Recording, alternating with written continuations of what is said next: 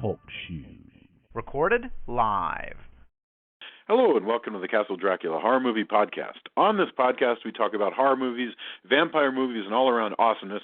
And this week, we continue our musical horror retrospective with Brian DePalma's 1974 rock musical or rock opera, Phantom of the Paradise, starring and featuring songs by Paul Williams, with William Finley as the Phantom and Jessica Harper as the ingenue. Bear in mind that if you haven't seen today's movie, we're going to be talking about it from the perspective of horror fans who have, so warning, spoilers ahead. I'm your host, Jason Henderson, author of the Alex Van Helsing adventure Triumph of Death from HarperCollins. With me are Drew Edwards, the creator of the long-running horror webcomic Halloween Man, which you can find at halloweenman.com. Say hello, Drew. Hello. Tony Salvaggio, co-creator of the Victorian mech comic Clockworks, coming this spring from Humanoids in hardback in English. I am so excited about this. Also of the manga Psycom from Right Stuff and Tokyopop, and lead singer of the band Deserts of Mars, and bassist for the Japanese rock band Pocari Shred. And I Don't Know When You Sleep. Say hello. Yeah, I was going to say hello, everyone. I don't sleep much. So there you go. Say hello, Tony. Howdy. Howdy. And with color commentary, as usual, attorney Julia Guzman, who has just launched our sister podcast, Pod Moms, also on TalkShoe. So say hello, Julia. Hello. Hello. She launched Pod Moms, and there's like all these listeners now. I've got to figure out like what's Perhaps the Pod Moms are slightly less obscure. Or maybe it's just that, they just like listening to the lovely ladies talk. So, okay. Phantom of the Paradise is a 1974 American musical horror film written and directed by Brian DePalma. The story is loosely adapted from the Phantom of the Opera and includes bits of The Picture of Dorian Gray and Faust, and also makes reference to Frankenstein and Psycho, because there's a shower bit in here, and the Cabinet of Dr. Caligari, and honestly, Rocky Horror Picture Show and Kiss. All kinds of things going on in this movie. Initially, it was a complete box office bomb, and it was panned by some critics, but has since acquired a cult following. And in fact, I first learned about this movie from Danny Peary's book, Cult Movies, Book 2. So, the music was nominated for an Academy Award. Although you and I got to see it at Banamathon together. That's right. I never got to see the movie until Tony and I saw it at a 24-hour movie festival called Buttonamathon. And that was a great way to experience film. Oh yes, I think that's one of the best ways to, like, of all the ways I could have seen it first, I think that's one of the best, if not the best way. Yeah, I mean, in a theater with a bunch of people, it's probably the first time this was shown in a theater since it came out back in '74. All right. In fact, Tony, you're talking, and I'm going to go to you first. We're going to go Tony, Julia, Drew, and Jason. Keep it short and sweet. I want your first impressions, and then we're going to dig into this movie. Tony, first impressions, Phantom of the Paradise. I really like it. It's weird. It's definitely not something everyone is going to get or like. You're kind of in it. I much prefer it to Rocky Horror, which shares some kind of touchstones. They kind of fit together in some weird way. They would fit well as a couplet, I think that there's a lot of really awesome decisions. I think it meanders sometimes a little bit, but overall, like, I really dig it. I think they made a lot of interesting choices, like, including actual pieces of Faust instead of having them just perform Faust, like in Phantom of the Opera. And I think the music's cool. That's also debatable. Like, I think you're kind of like what Paul Williams does, or you may not. But I dig it each time I see it, but people I watch it with since Buttonamathon have had varying degrees of like, oh, that's cool, to like, I don't know what I just saw, and I don't know why you made me watch this. Okay, Joya, that leads, I think, straight to you. Do you know what you just saw? No, I definitely fall into that category of, wait, what?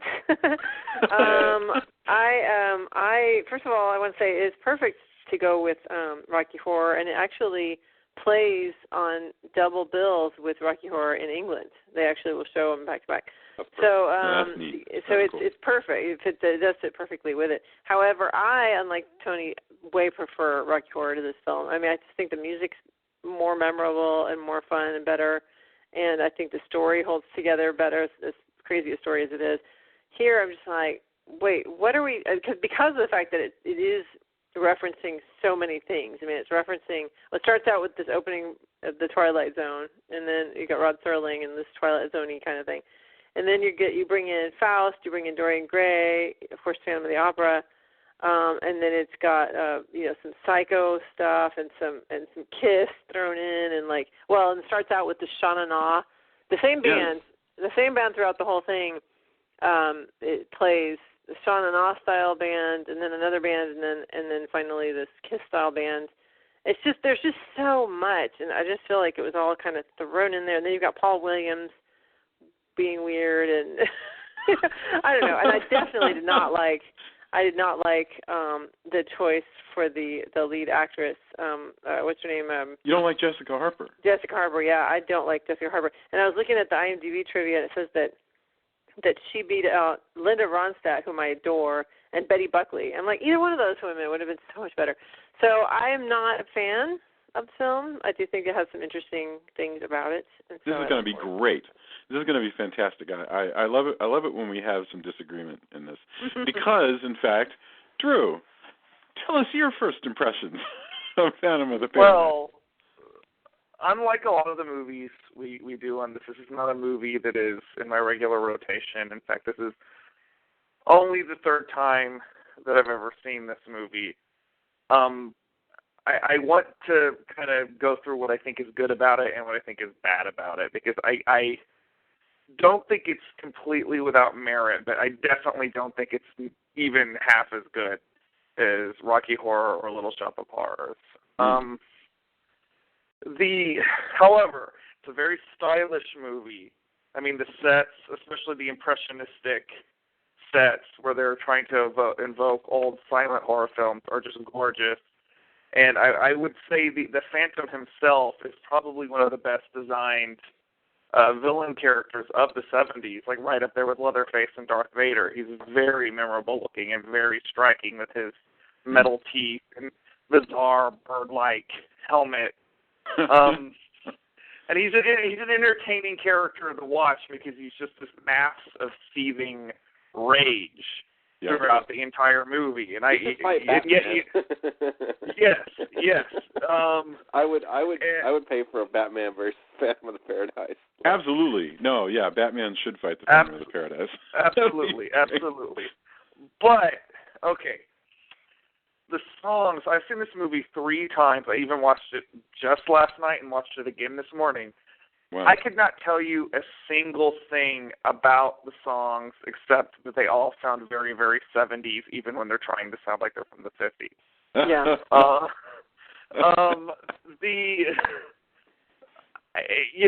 The songs are not very memorable. I feel like that's a very big flaw as a musical. It also really bothers me that not all of the cast are actually singing their own parts. I think that's a big faux pas for me with musicals. Really? And yeah. Okay. And okay. Finally, I have to say, as a liberal-minded 21st century guy, like the character of Beef as this ridiculous homophobic stereotype just really bothers me. It makes me feel like I'm watching Breakfast at Tiffany's and having to see Mickey Rooney in yellowface. It's just god-awful. It makes me really uncomfortable the whole time. Every time that character is on screen, it makes me really uncomfortable. And so, yeah, that stuff all bothers me. In short, and I know you wanted me to keep this short and sweet, and I'm failing, I think it is as a horror film, it is the most of a true horror film of all the horror musicals we have watched so far. However, it's the worst musical that we've watched because it's just the songs aren't that great. Wow. Okay, that's outstanding, and it is truly. This is the third musical that we've watched. I don't know if I agree that it's the worst musical, although the thing is I really loved Little Shop and I loved Rocky, so it would have to be. It would have to be. By process of elimination, it has to be the worst so far. However, I like the Paul Williams music here. I mean, it's weird. It's kind of a weird score, and it's not often that catchy. But the reason I say it is I over time I've kept coming back to the audition song that Jessica Harper has to sing. I've thought about that song a lot. So is that what Old Souls? Old Souls is the one that she sings during when she's like making out with Paul Williams. Yeah. What I do like here, so I like the Paul Williams music, and because it's all written by this one guy, it has the benefit of all of it sounding, all of it sounds truly like rock opera of the 70s. And Paul Williams is this old hand. He's not that old. He actually, you see him without the wig, and he has a very youthful appearance about him. But Paul Williams was an old hand writer at this point, because he'd been writing hit songs for like the Carpenters and a bunch of other folks. And so here Paul Williams gets in front of the camera, and he's so strange. So basically, my short thing is, I like this movie because you see Paul Williams play this Satan part, which is fascinating. You have a great design on the Phantom. He's actually, I'm sorry? Except he's not. That's weird, because you end up finding out he's not actually Satan. He is. He's right. He's also a slave. Yeah, it's so. But he's pretty darn evil. Yeah, I mean, he is by and far one of the best things about the movie. I mean, he does put in a very fiendish performance. Oh, he's good. I like the fact that one thing that happens in here is, as with any Phantom of the Opera story, he has to. The deal is the producers will make a lot of money if the Phantom's starlet, if the Phantom provides them with the material and the Phantom's chosen starlet gets to be the star. And they always screw the Phantom for reasons that always surpass all understanding. But in the case of Paul Williams, it's because he is extremely proud and he can't bear somebody else to be more perfect than he. And so he doesn't want to put Jessica Harper on. He wants to instead substitute in this glam rock guy. And that just drives the Phantom crazy. Let's get to, in a minute, the Flaming Queen glam rocker. I don't know. I agree with you. It's pretty out there. Although it's pretty much of a time, and even when you think about like stuff like designing women, you have all the Flaming Queen secondary character is a stock character that you used to see a lot, but you're right. I think if you're offended by it, I don't think it's any good excuse to say that this is a character that was offensive a great deal in the 70s. Okay, but let's talk about what the heck this is, because this is our first like proper rock opera, I think. And I wouldn't use the word proper. Right. Well, I mean, it's pretty. When you get right down to it, I don't know how you're going to define it not being a rock opera. But I just mean I don't think it's a very good one. It does not rock very much. But I would say that this movie is one of the best. Although to me, it is one of the This is real rock. I mean, this is popular rock, band. However, the send-up of the music industry and the disposability of music acts and how they're treated, and exactly you could tell Paul Williams has been around a little bit. And DePalma has captured that too. No, I just pulled up rock opera on Wikipedia, and it says it is a work of rock music that presents a storyline told over multiple parts, songs, or sections in the manner of opera. Rock opera differs from a conventional rock album, which usually includes songs that are not unified by a common theme or narrative. I don't think this is unified by a common theme or narrative. I don't think the songs tie into the plot. If you look at the we can argue about this, but I think you'd be is there a list of rock operas, and is Phantom of the Paradise one of them? I think I agree with Tony. I can't actually linked, because they talk about just read the lyrics. I mean, they flow into narrative.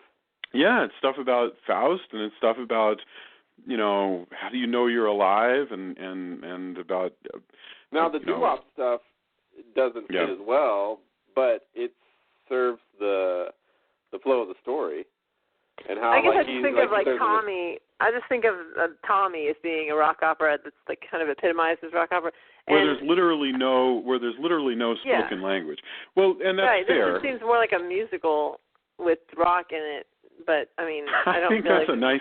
I think if you eliminate, so I'm not disagreeing with you, because I hear what you're saying, but I kind of feel like if you get that technical about the definition of rock opera, there will be nothing left, because there's very few. I mean, what is the Wiz? I guess the Wiz is a musical.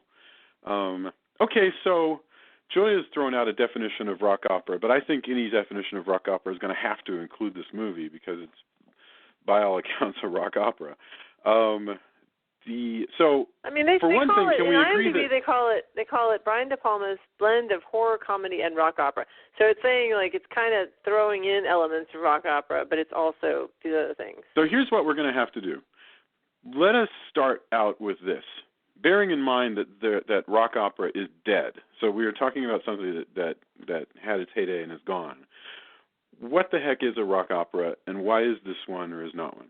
So Julia just read us the definition and says, I guess it's a play that tells its story through rock and roll instead of through typical operatic music.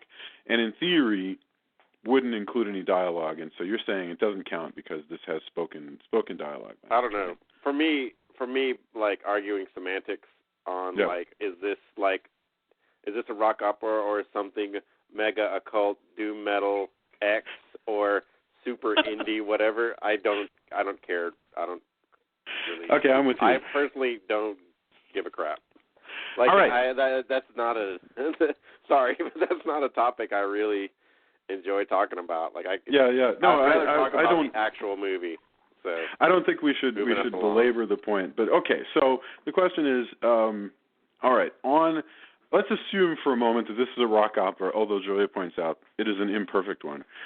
So what the heck, like I say, rock opera had its heyday.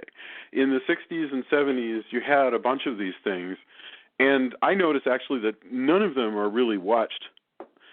I can't think of any rock opera today that people haul out like all the time. Think about musicals. People watch Sound of Music all the time, but nobody's like going, hey, let's watch Quadrophenia. Let's watch Tommy. But you have Godspell, you have Jesus Christ Superstar. You have a lot of these musicals that are, I would consider to be rock operas that people do in high school musicals. They do them all over the place. So this one I've never even heard of until now. All right. So is it fair to say really that what it's about is that the whole genre of rock opera involves basically doing a musical but having music that sounded less like a classic Lerner and Loewe thing and more like rock and roll. Drew appears to be. Oh, there he is. I was going to say he appears to have gone. He disappeared, but he's back. All right. Go ahead. And he probably wants to weigh in. So, okay. On what is a rock opera or not? Yes. No. It's not. You would not call it a rock opera because you think the music's too soft. I wouldn't call it a rock opera because there's too much dialogue. But I would say it's a rock musical like the previous three movies that we've done. However, I don't think it rocks very hard. I mean, that's a completely different thing. Like most of the music is kind of soft. Like the only really thing that really kind of is like fist pumping rock and roll is the kiss sequence. And everything else is like, I would say, so let's talk about that for a second. We have this sequence where they're going to basically the character who becomes the Phantom, who is a misunderstood performer. They're going to premiere his rock opera that he'd been writing, that's called Faust and it's based on Faust. And when they finally do debut it, they debut it with this sort of band that looks a lot like the band Kiss. Now, here's what really stumps me, and if anybody knows their rock history, that'd be great. Kiss Kiss's first album debuted in February of '74. And this movie comes out in 1974. So, I look at that band and I say, those guys are influenced by Gene Simmons. But if so, they were influenced pretty quick, because this movie came out in October. I mean, just like, what is that, like 8 months later, which I guess is enough time. Well, when was Alice Cooper starting to get big, though? Prior. Also, yeah. I thought that the first album negates, like, if you just go off the first album, that negates somebody saying, dude, there's these guys Kiss and they do this thing. Yeah.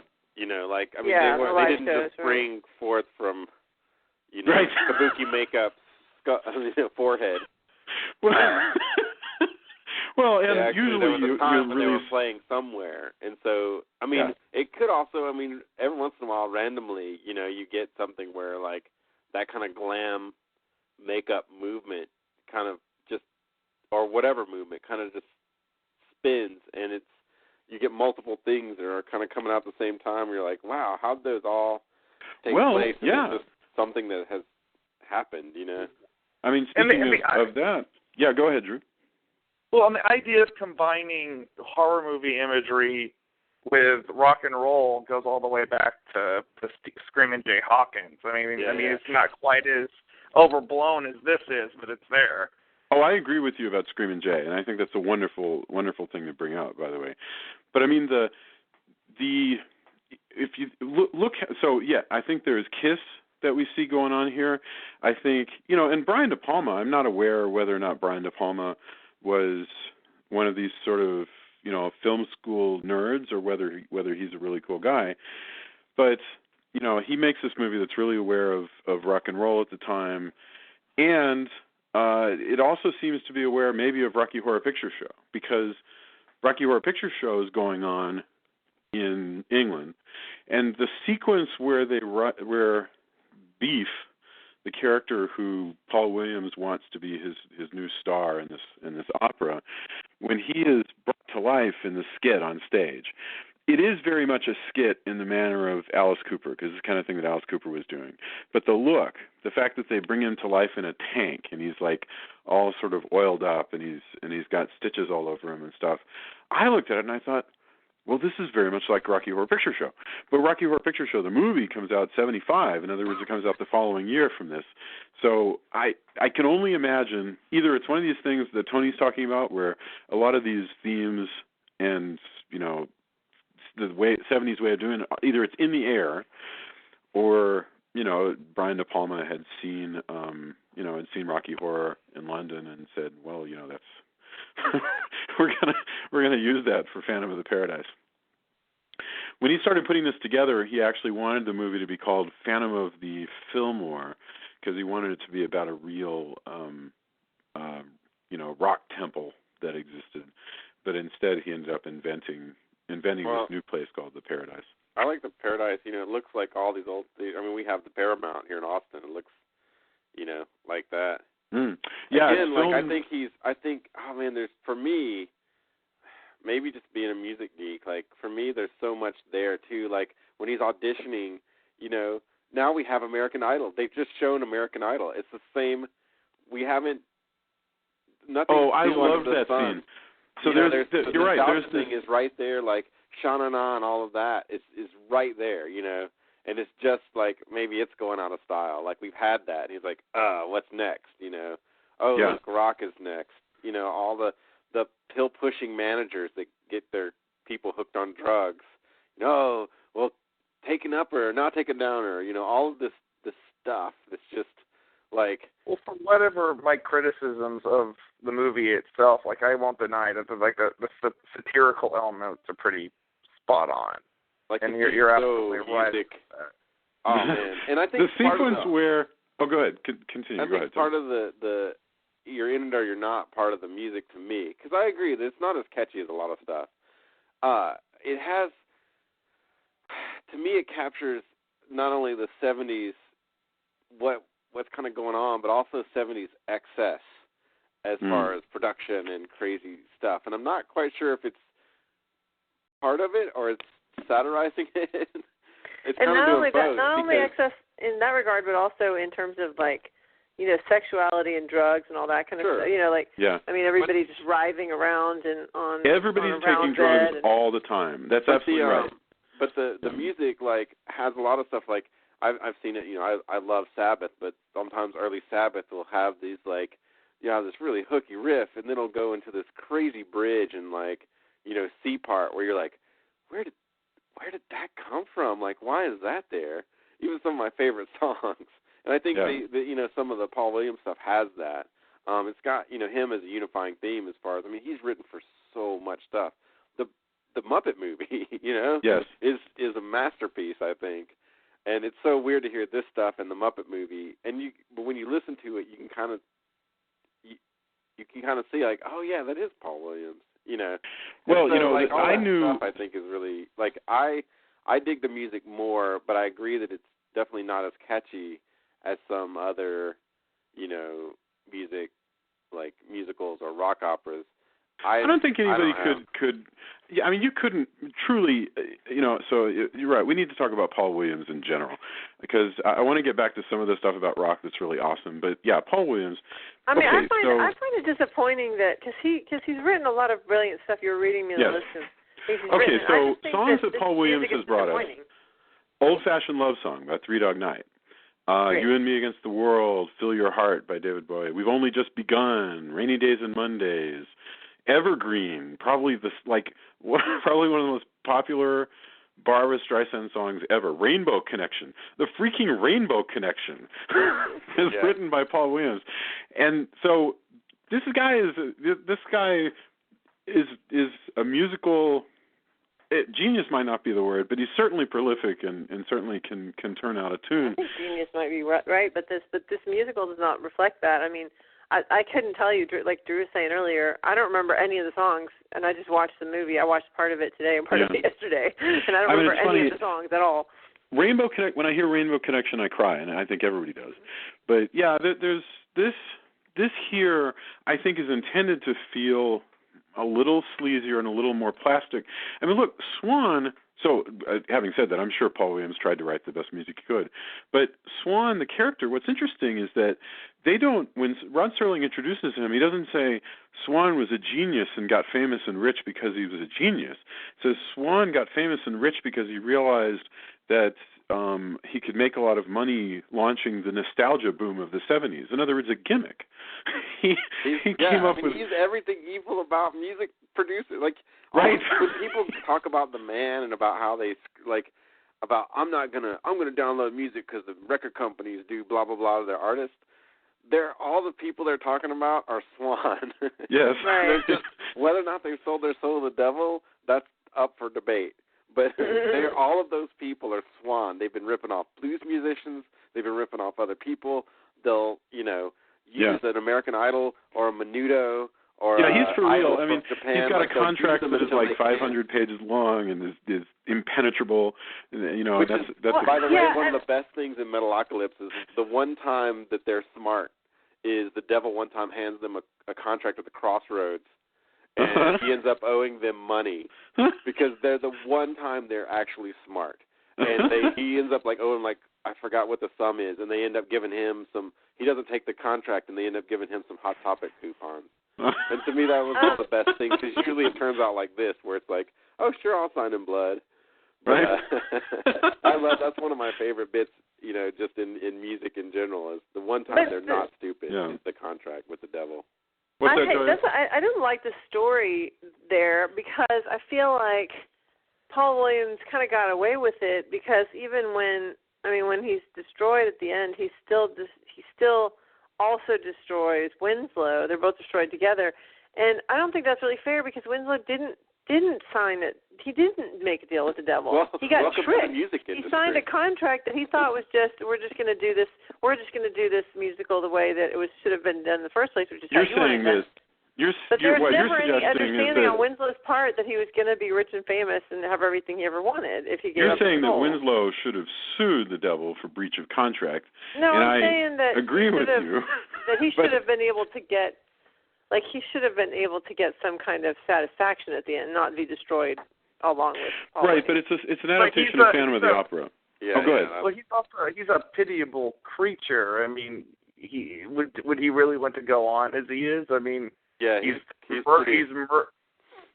If it were a Hollywood movie today, the spell would have been lifted, and he would somehow magically. He might still be scarred, but he would not be like.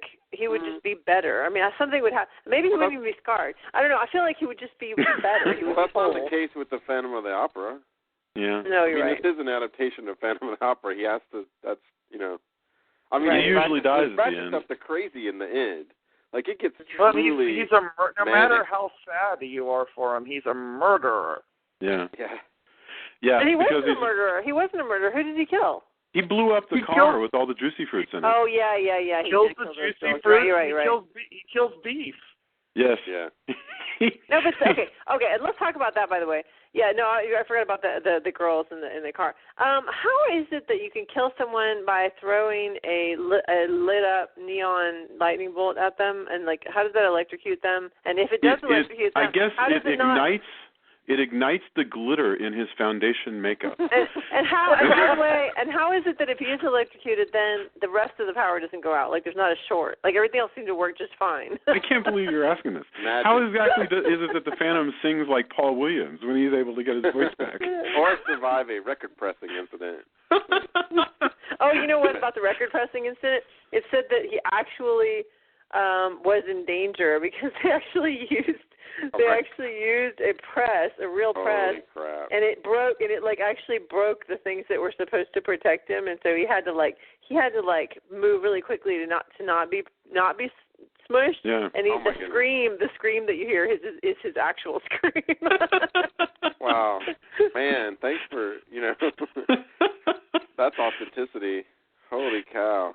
I should mention, by the way, the sets on here, which look gorgeous and weird, are dressed by Sissy Spacek, who was on set as the set dresser. She's working the movie as a crew. She's eating the muffins on the crew table, and she's dressing the set. And it would just be like a year or so later that she was Carrie in Brian. I think this might be the first movie we've done that's by a director that we've done before. No. No? No, I think we've done more than one Terrence Fisher movie at least because we've done a lot of of that's Hammer. Probably true. Thank you. I love the Phantom recording studio where he's testing out his his voice box and stuff, and just the way it's curved. It's like this bubble. Yeah. It's like it's like Darth Vader's chamber you see in Empire where he's sitting in this little bubble. I wish it was an Aurora model of that, actually. Oh, that would be awesome. Weta. That's a real studio. Like Toys Workshop or whatever it is. Should do. Oh, why am I drawing a blank on that? I don't know. But that would be an awesome action figure statuette. Is him in the control booth. That would be super cool. It says here in IMDb. It says that the room is actually a real-life recording studio, the Record Plant, and it says the walls covered with knobs are in reality a huge custom-built Moog electronic synthesizer. Oh, yeah. That is a really great that recording studio, which seems to be like you said, like an egg or like a spaceship that's in the middle of nowhere. And that's what is the deal in the 70s with this fascination with there's all this spaceship stuff. This the Ace Frehley come off of actual holy crap, we can actually do this. Now where's it going to take us? You know what I mean? Right. I think that's the key. So there's this ingestion and also in music, the technology is just flange, for example, as a effect. It's called flange. You press the flanges on the tape. Now you can simulate that with electronics. And you hear a lot of that, all that kind of stuff where you're like, it's new. I mean, if you watch Pink Floyd live in Pompeii and they're making their album and they've got all this new equipment, and it's rooms full of equipment that now can be in a box. Mm-hmm. So it's not in a box, but a tiny box, or even better, just on a tiny my Mac Mini. I love the sequence, and it's a wonderful. I think if you were to ask me, what do you remember from Phantom of the Paradise? The thing I always remember is the bit where they're trying to They need him, Swan needs him to record and needs him to be able to like sing demos and stuff like that for whoever Swan is going to have do this play. And so he fixes the Phantom's voice by running it through, and it's very visual, of course. I'm not a sound engineer, so what the hell do I know? But visually, it's running literally through all of these wires and all of these filters one at a time, and he's flipping switches and turning knobs and talking nonsense. Now that I think about it, he's even got like Darth Vader has a little thing on his chest, and Yes. The Phantom has that too, and oh man, what a creepy voice when he's just like this Dalek voice that he has. Yeah. And then the music, the voice that comes out on the other end is Paul Williams' voice, and then Paul Williams says that the voice is perfect. By the way, I'm trying to I'm still ever since I saw it first, I still have been trying to figure out how to do like a heavy version of the Phantom's theme, because I think that song is awesome. And I haven't figured out the arrangement yet, but I really, really want to do something with that. Faith in the Muse, I don't know how many people out there know who they are, but they did a really good cover of Old Souls, which I'll post, because it's pretty awesome. And I was like, listening, I'm like, oh yeah, they did that cover. Oh, it's so good. Like every time I hear that song, I'm like, oh man. Did you have a hard time? So I want to get to the the tone of this movie. Did you have a hard time with the way the movie plays? I mean, it's a really I still like it. I think I probably like it the most out of our crew, but it does kind of it is a little bit all over the place in what it's trying to do. I mean, it could be more focused, but I think maybe that's the 70s excess that it's about. I think that's it possible. wants to be a lot of things, and sometimes some of those things are more successful than others. But yeah, I mean, I was watching with Rain, and she was like, "Whoa, where is this going?" The same idea.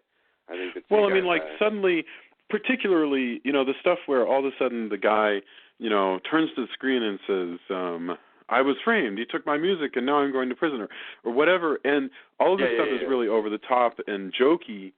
And I can't imagine a human audience actually laughing out loud at any of these things. So it's clearly some kind of winking parody, but it's still. I don't mean it's not funny like it's offensive. I just mean it. I can't imagine getting laughs with that material. So it just seems wasted here. By the way, another movie I think this influence, especially with the beginning of it, is an animated movie called Rock and Rule, which also has some send-ups of the music industry. But I was watching this, and I'm like, holy moly! There's more Phantom of the Paradise in Rock and Rule than I thought. And Rock and Rule by Nelvana Animation is one of my favorites as well. Also didn't do super well, but it's cool. Well, that's the other question is, how come people didn't give up? It seems as though it took a good long time for the rock opera to finally, for people to go, somehow this is just not finding the audience that we hoped it would. Because, you want to talk about movies that fell, at least people remember Phantom of the Paradise because it has Brian DePalma, but, Xanadu, tried and failed. How about one of the more famous midnight movies, The Apple? The Apple. Oh man, that is. No, it's astonishing, and all of those actually do share this kind of crazy, sort of over the top bit. That I think has to do with. I guess it has to do with in the 70s. It's still kind of fresh to dare to make fun of the earnestness of 40s and 50s movies, I suppose. So maybe that's the problem, is that it gets less laughs because it's sort of old hat now to make fun of the 50s. Right. And I'm not offended by making fun of the 50s. It's just on its face, it's nothing you haven't seen before. Right. I wished I could go through this movie and get rid of all the jokiness. I totally didn't understand it because this is the guy who made The Untouchables. So I don't, I don't know. Joya? No, I don't know. It's just in my head. I'm picturing this new gangster movie that combines where the Capone is the Phantom. Yes. How awesome that would be. Like, I don't know how to make that or if you even could, but like something that combines the Untouchables with this in some By the way, insane mashup. These are some of the ugliest dancing I ever saw. Oh my gosh! No, this is why I don't like. I just don't like her as Jessica Harper as this character, because her dancing is just so freaking weird, and then her singing is really weird. I mean, it's like he wants her desperately to sing his songs, but she's just got this really kind of throaty, weird, deep. I mean, I don't know. Yeah. I think it would be interesting voice for certain music, but I didn't feel like it was right for this music. Well, Rain thought she was really like low. Like it's kind of weird. She's got a really like mannish kind of voice in a lot of ways. Also, they never really make her like super sexy. You know, like a lot of times when somebody would have this transformation, they'll put them in something, really, really super sexualized. Objectified, and they never really do that with her. No, they keep her in big. I mean, she's really they dress her, considering that she's supposed to be a superstar, and Paul Williams has taken this ingenue, chosen by the Phantom, and he's going to put her finally going to marry her and then have her assassinated on stage. But for that super special that everybody's going to watch, she's dressed like in these polyester bell-bottoms and a big blouse that just sort of makes her look like a human being with literally no waist. She has the shape of Gumby in this outfit. She just, and she does this swaying sort of dance that I guess is all you can do when you have bell-bottoms that big. But it's weird. I mean, it just, because I know that Jessica Harper can dance. I could have sworn that she danced in Suspiria, which was about a ballet school, but maybe she didn't. I actually literally, now that I think about it, I don't remember if there were any dance scenes in Suspiria. Tony, do you remember? Oh, man, no. Crap. I mean, I remember. Like, I remember she's next to the glass when the person lands on the glass. I want to say there was at least a little bit, but ballet didn't figure too much into Suspiria, so. And it's a ballet school. I know, but I mean, like. Yeah, they don't get a lot of dancing done, because of the maggots and. Well, all the others. It's hard to dance when sometimes you dance your way into their razor wire storage room. This is my razor wire room. Yes. Anyway, Jessica Harper, I like her a lot, but you're right. She's weird. She dances weird, and she was in a number of these kind of films that just barely didn't make it, and so after a while, that was the end of Jessica Harper. But so here's a question I wondered when I was. So I wonder if Beef was influenced. His kind of strutting around was influenced by Freddie Mercury, or Freddie Mercury was influenced by Beef. Okay, let's talk about that, because this is the thing that Drew found really offensive, and this is part of the tone. So they introduce this character. The question I have then is the guy who plays Beef actually gay or not? Because Freddie Mercury is clearly very gay, so he's not playing anything. He just is himself. Yeah. Freddie Mercury can do whatever he wants. Like, okay, he did whatever he wants. Yes. Absolutely. Well, regardless what Garrett, this is Jarrett Graham. Now, whether or not the Chud is what it is. Well, what's that? I'm sorry. He's Bud the Chud from Chud 2. Yes. No. Well, Holy cow! Wow. When he's also in Star Trek a lot. I mean, this guy used to show up in a lot of things. Right. But when I forgot about whether or not, I mean, he plays a flaming queen. Now, he's also a send-up of Elton John. I guess, but even I never even knew Elton John to swish quite this much. I mean, no, but this guy, think in general, like his. I think his character is. I mean, I wasn't as offended as Drew, but it's one of those things where you watch something like this and you're like, wow, that was the thing, that was the thing going on then. Like we've decided to be satirical about this, and yes, that's. And there's not a lot of pop. You talk about the tone, like this is the same movie where Paul Williams earlier in the movie says, "Get this faggot out of the." That's out right. of the bedroom, and it's just like that immediately puts me like, oh, we've gone there. Yeah, right. And then you bring in, it just makes me wonder, what the mindset of, Brian DePalma and Paul Williams is like, Well, now bear in mind that De Palma is the bad guy.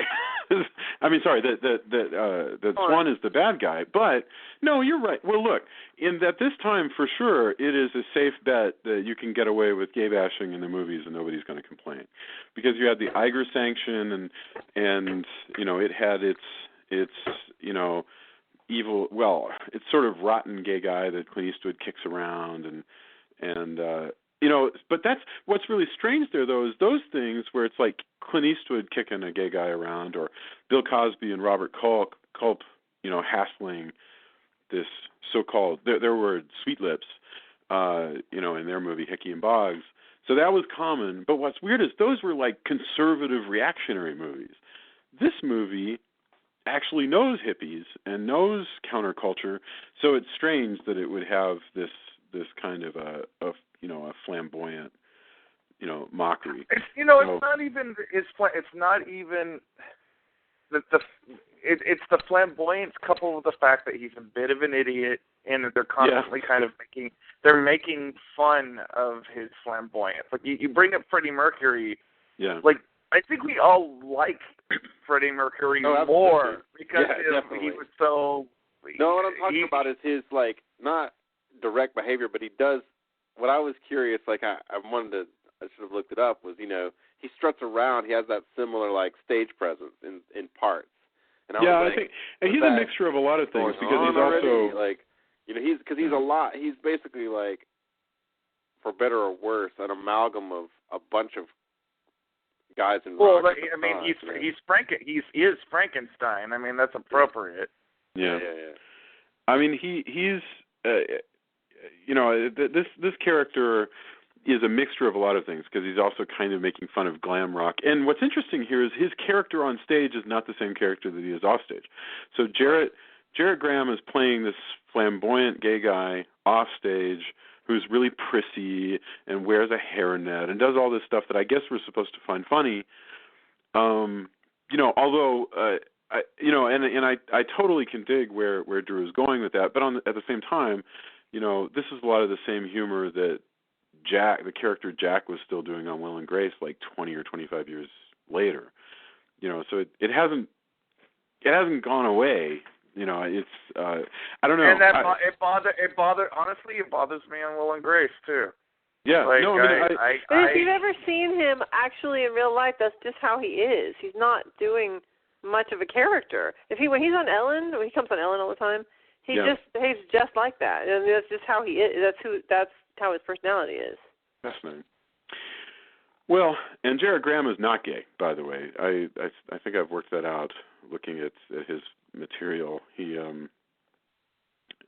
at least if he is, he's quite closeted. But he has a couple of acting children, and I mean, all of which is apropos of nothing. So who knows? Acting children, so they're pretending to be his children. That means he probably is gay. Models hired to be his children. Nice. Anyway. I think I remember him from Used Cars. What did you say, Tony? I said he resurrected them in a Frankenstein-like stage production. Created them, his acting children. Mm-hmm. I got one more thing that I want to mention, which is, and then we should go to final thoughts and then come around to endorsements. Around the same time that, shortly after Tony and I watched this movie, I watched the Hardy Boys Meet Dracula, which is only available on the DVD because it has all this Paul Williams music in it, and so consequently, you can't stream it.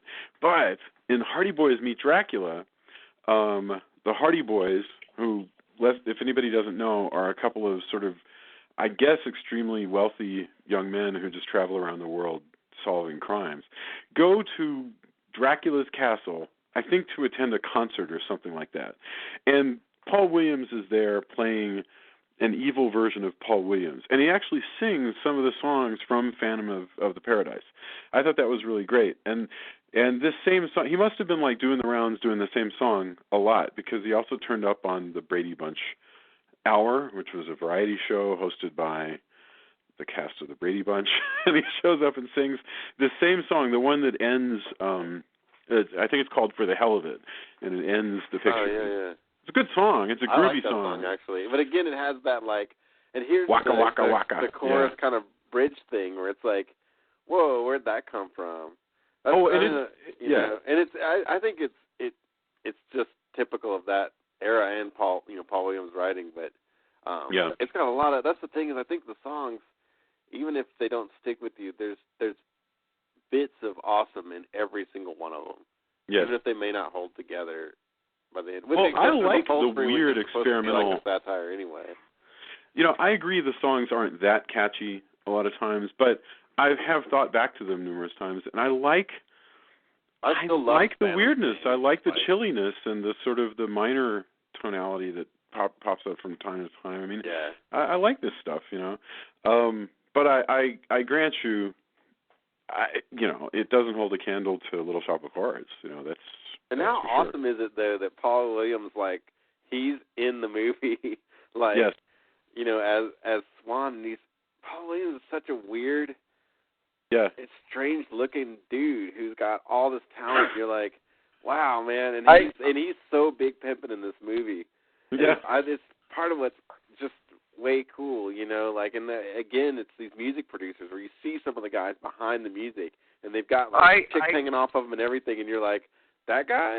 But it's because just, I don't know, it's pretty awesome. Power. I Go have ahead, to Drew. say something about Paul Williams that I've been biting my tongue about for the entire time we've been doing that. And this is totally because of my age group. Totally because of my age group. But every time the guy opens up his mouth, the only thing I can think of is that's the Penguin, because he was the Penguin on Batman the Animated Series. You're kidding me. Really? Not at all. Wow, no, I'm not I guess I totally believe you, but I didn't even I don't think I even knew that. If I knew it, it just went right out, right out the window for me. That's amazing. It's for me, Paul Williams opens his mouth and I think, oh yeah, that's the guy who was one of the apes on Planet of the Apes, the TV series. And in fact, I posted on Facebook like yesterday, Paul Williams showing up on Johnny Carson around the same time as this picture.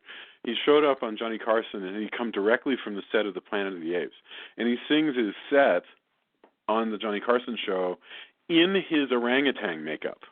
So, that's awesome. Also, he's Little Enos in Big Smokey and the Bandit. I really appreciate weird. this guy. Because he is unusually short. He's a very short man. He has an unusual look about him, and when they show him cleaned up, he looks even more strange and frail and small. He looks sort of like a jockey, really. Mm-hmm. Yeah, I found that scene with him, the love scene, any of the love scenes really, but the love scene with him and I keep forgetting her name. What is it? Jessica Harper. Phoenix. God, I don't know why her name is not sticking in my brain. Anyway, that was so unbelievable, that love scene. I was like, that was just the most unerotic, unexciting love scene that I've ever seen. There's a difference between unbelievable, because if you have enough power, that can happen as much as you want. Yeah. Versus like uncomfortable, which, yes, that was totally uncomfortable. And just not erotic, which, being in enough Weird Wednesdays that Jason and I have been, I think I've seen some of the most unerotic stuff that's supposed to be erotic, where you're like, who thought that was ever sexy? Oh, dear God. And can I not ever meet them? Please, can I remove the sinful dwarf from my memory, please? You're not getting that back. Sorry. What's the matter with the Germans? I mean, seriously. But that wasn't German. That was Dutch.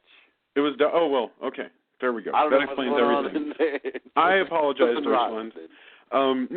Jessica Harper, I just have to mention, yes, at that point, Jessica Harper has sold her soul. She signed the contract. She's going to be a star, and she's making out with Paul Williams, and her character arc makes no sense whatsoever. And I'm not saying that I'm just saying we literally never spend any time with Jessica Harper or get in her head at all. So what she's thinking through it all is completely opaque. She doesn't seem to be as nice as Winslow thinks she is. She's pretty quick to betray him. Maybe she doesn't believe that it's Winslow, but anyway, she only knew Winslow for like 30 seconds. Well, again, it does. I mean, it is kind of in the vein of the Phantom of the Opera, right? I mean, the Phantom. Well, and she's a muse. She doesn't have to be perfect. He just has to think of her as perfect in a sense. He has to. That's part of what it is to sacrifice yourself for a muse, is that who they are really doesn't matter. They don't have to be everything that you imagine because they're an abstract thing anyway.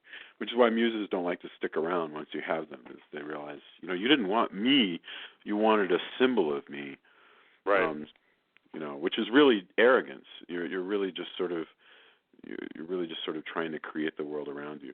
So clearly, what this means is that Winslow, just needs therapy. Honestly, he needs to go away somewhere. Okay. And a better dentist. Yes. Come on, if you could get metal teeth, you would get metal teeth. It says in the I don't know if this is true or not, but it says in the IMDb thing that the metal teeth were because Swan himself had like this thing about decaying teeth in the prison, so that it was a prison thing. Like it was like I don't know. I don't know where he gets that from. Is that line in the movie? Yeah. They yank all his teeth out in prison. Yeah, there's a brief talk. Experiment. It doesn't make any sense at all. It's basically just to give him metal teeth. But there is a brief discussion of how they're going to do dental hygiene, and you guys are volunteers. And he goes, "I'm not a volunteer." Right. I'm not a volunteer. Right. Who's innocent in this room? That's right. I forgot about that. Yes. Yeah. Yes. Oh, so awful. All of that stuff is just awful. Ugh. Except for that it's all undercut. You don't have time to be totally horrified by it all because, again, there's a lot of like this sort of weird, DePalma humor. Okay. So we should switch to final thoughts and then endorsements. And why don't we go in the same direction? We did Tony, Joya, Drew, and Jason. So, Tony, I feel like we could keep talking about Phantom of the Paradise, but give us your final thoughts. And then we would drop off Drew. Eventually, and they're like, "You guys go ahead." But I enjoy it. It's in places it is sort of a mess sometimes, and when I've watched it enough to kind of like I'm okay with that. But I think visually it's just amazing, just strange camera angles, just awesome sets. I still like the movie, while not as catchy and kind of weird at times. I still kind of dig where it's going. Some of the best satire of the music industry. Yeah. And, again, that's always a crapshoot because if you haven't experienced that, it's like, yeah, okay, whatever. It's bad, or you don't even notice what it's satirizing, So I think that's I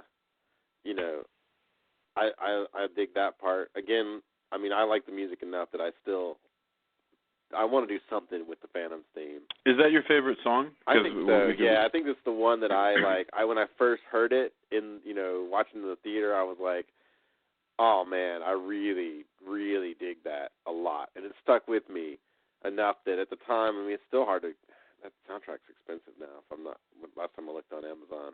Well, you can you can find the whole soundtrack. Yeah. On YouTube, but as again, as a musician, I kind of feel bad when I leave. Oh no, for sure. Off free for too long. If it's totally out of print, you do what you can do, But it's one of those things where I wish it was more readily available. Maybe even on iTunes. I have to double check. But on Amazon, it was CD only. Let's say that out loud. I really like what you just said, which is a good rule. And I also agree with this. If I can buy the music, I always buy the music. Yeah, it's just, because. And plus, I'm like I said. Drew and I kind of went off one time about this, but as a musician, I realize exactly, and even if you make the argument of like, oh well, the record companies get most of it. Even if you want to argue that Swan gets all the money.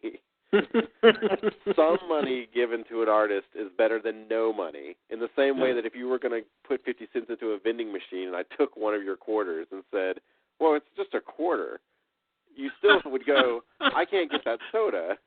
Yeah. Like, even though that is a quarter. But if I take that from you, you still can't get a soda. Yes.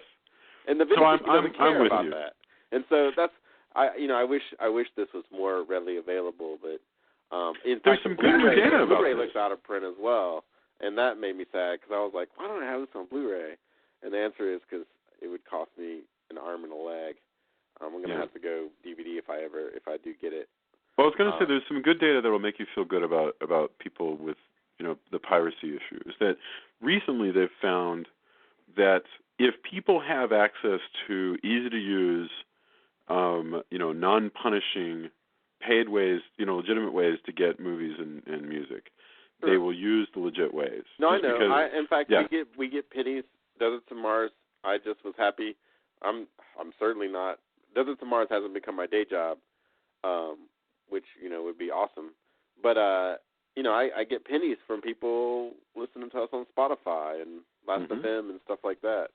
And that's better than nothing. When people say like, oh, I didn't even mean this to be a rant like that, but some money given to the artist is always better.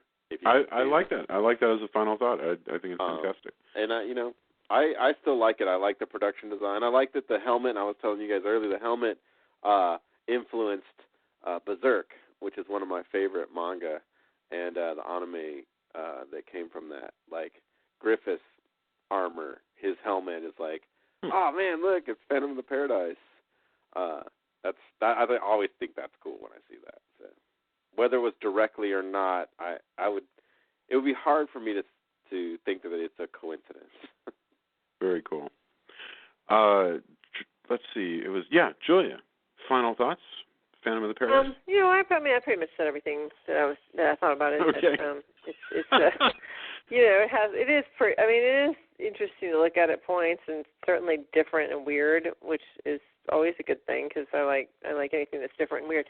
But I didn't like the music, and I thought it was just kind of all over the place. So I will forget this movie. About 2 months from now, I'll be like, did we see that movie? Because that's one of my things. I'll be like, have we ever seen that? So far in this retrospective, have we seen this? And he'll be like, yes, we saw it together. We've done Little Shop, we've done Rocky Horror, Phantom of the Paradise, not a big seller with you. No. Right. So that's it. All right. However, that's not nearly as vociferous as I think the way that Drew might feel about Phantom of the Paradise. Lay it on me. Final thoughts, Phantom of the Paradise. Well, if Todd McFarlane were to make an action figure of the Phantom, I would buy it. That's about the nicest thing. But that's about the nicest thing I can say because I would not buy the soundtrack as a musical. Sorry, Tony, this does not rock. It fails. So I cannot recommend this to anybody. Sorry, Brian DePalma. I still love The Untouchables. You're forgiven. But, I just don't dig this movie as much as I wish I did because I do think there are some admirable things about it. But wait till I cover this and you'll like what I do. I would love to see that. I can't wait to hear it. All my complaints because I know you like it. Also, when I post the cover of Old Souls, give that a listen because I really do think that's a really good cover. So.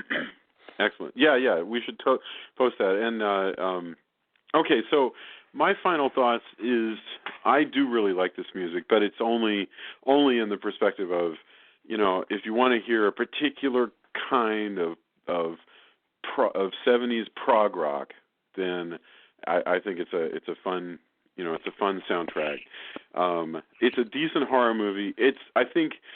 For me, Tony is the one who likes it best, and I'm second best. I think it's an experiment that kind of fails because I don't like the in-your-face, over-the-top comedy. I'll give you that though, definitely.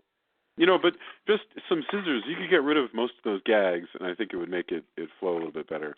But who the hell am I? This is Brian freaking DePalma. He probably that's what he wanted to do, and that's what he did.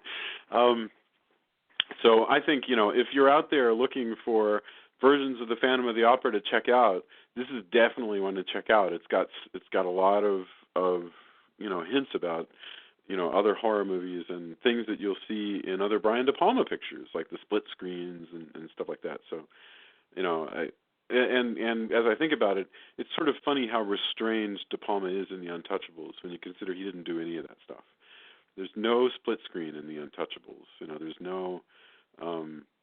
He did The Untouchables as though he were practicing some sort of Zen attempt at just whittling his own skill down. But this is one where he pulls out every conceivable gimmick that he can think of. So I don't know. it is an exercise in excess. Okay, let's go around for endorsements. Same way, starting with Tony, then Julia, then Drew, and then back to me. Tony, do you have anything to endorse this week? I'm trying to think. I'm coming off of being super busy, and I haven't really thought about it. I do want to see. There is a documentary which I haven't seen, and I need to track it down, called Paul Williams Still Alive. Yes. And I've heard good things about it, but I haven't seen it, and that's something I really do want to check out. I would say also, for me, like watching this again, I instantly wanted to pop my Rock and Rule disc in. So if you can catch Rock and Rule and you want to see an animated, sort of influenced by this and other things, and also, Phantom, of course, influenced by everything that's come before it, Rock and Rule is pretty awesome. And it's got Deborah Harry as a voice, and they wanted to get Mick Jagger, and he wouldn't do it, so they just made fun of Mick Jagger, which is kind of awesome. They kind of combined him with Iggy Pop and turned him into this character called Mock, which they may be mocking, which is awesome. But that movie I really dig. Let's see. I think I'm drawing a blank. So well, that's a good one, though. That's good. That's good. All right. Julia, do you have any endorsements for us? Well, no, I mean, not really. I have just stuff I said before, the Pod Moms podcast that we launched last week. This week we're talking about, actually it was 2 weeks ago we launched it. This week we're talking about mom life balance, like balancing being a mom with the rest of your life. And I watched Skyfall again. It's on Blu-ray and DVD, and it is super great still. And I don't endorse the Christmas episode of Downton Abbey. Don't watch that. Oh, wow. Really? So the thing we were talking about actually totally turned you against the whole picture? Just that episode. What? The thing we were talking about turned you against the whole episode. Is that right? Yeah, that episode. No, because the episode was boring until the end, and then it was horrible. So I was like, no. I'm going to pretend that episode never existed. All right. Okay. Well, then are you going to keep watching the show, or are you off the boat now? I will. Yeah. So in other words, they have learned no lesson. There's no. That's great. Nobody learns anything. She's going to keep watching. All right, that's cool. None of us ever leaves the show. It just eventually gets canceled. So, all right, speaking of, I recommend to go with Phantom of the Paradise. You must go and watch The Hardy Boys Meet Dracula. Seriously, The Hardy Boys Meet Dracula. That. Yes. It's awesome so great. For all the reasons it's awesome, and it's not as awesome for all the reasons that make that. Yeah. It's so good and so bad. And actually, you get down to it, that whole series, if you get your hands on some of those DVDs, The Hardy Boys and Nancy Drew has, first of all, a very cool, and I mean, kind of chilling. It makes your, the opening credits, the opening theme just raises, it gives me chills. And maybe it's just a Pavlovian response to loving the show. But I hear the Hardy Boys theme, and it just makes me Dude, I have happy. a board game. Oh, really? Which I used to have, and I had a Sean Cassidy shirt, which, in retrospect, I was like 4.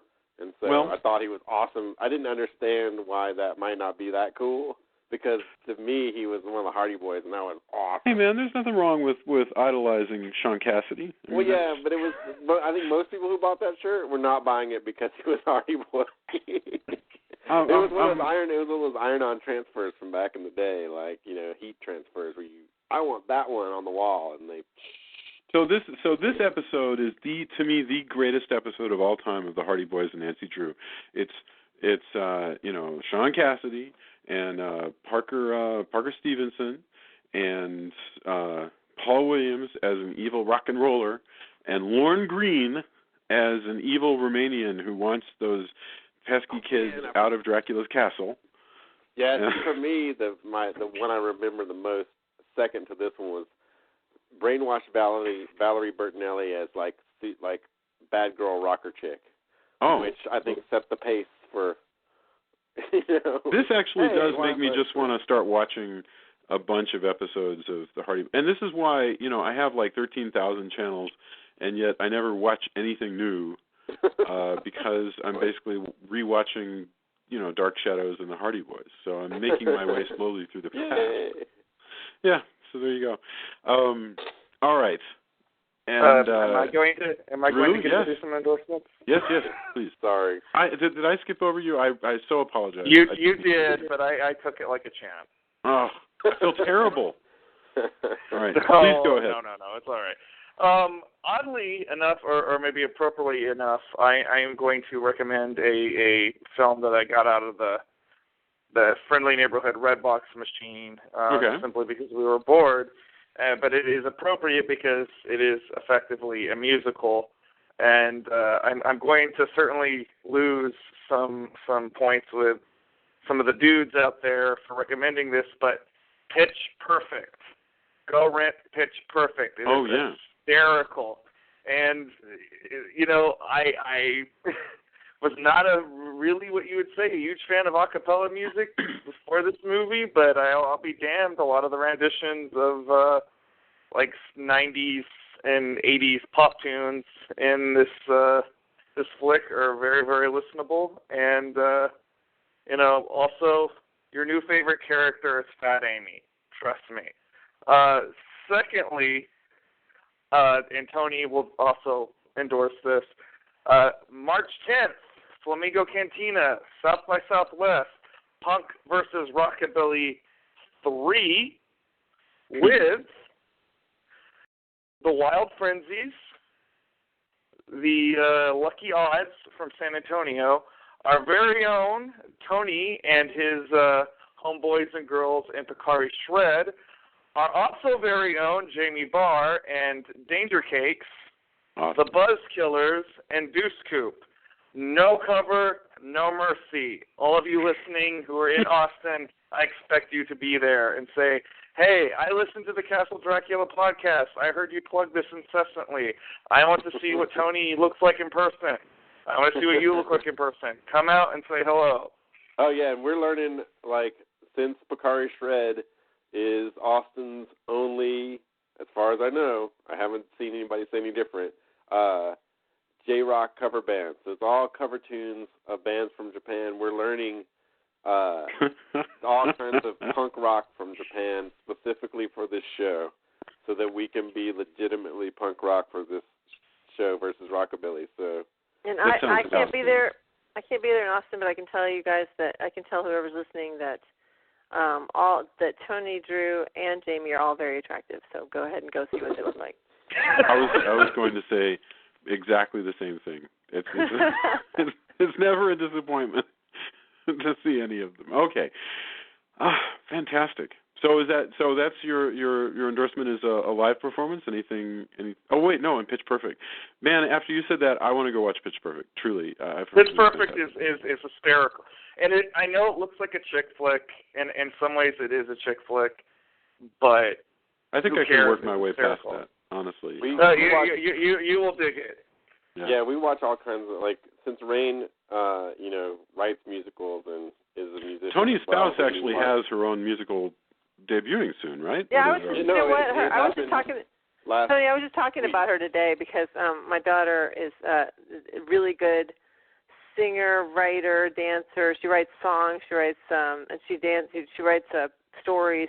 And I said, you can be like Rain and write your own musical. Yeah. No, we have the video. We just haven't put it up yet from Meet Up the musical, which includes an amateur vampire hunter meetup group. Cool. Which is pretty funny. Awesome. I like I can't wait to see it. I'll let you guys know whenever that's up. Yay. All right. Well, then, okay, everybody, give us a listen on iTunes or on Stitcher. Like us, leave comments, leave requests. We're listening. We got a couple more movies in the, or maybe just one more, I have to check, in the horror musical retrospective. And then I think we're going to go into, we got a couple other retrospectives coming up. I don't even want to hint what they are right now, but I know, and you can just wait. So, okay. Thank you, everybody. Check us out on Facebook. Bye.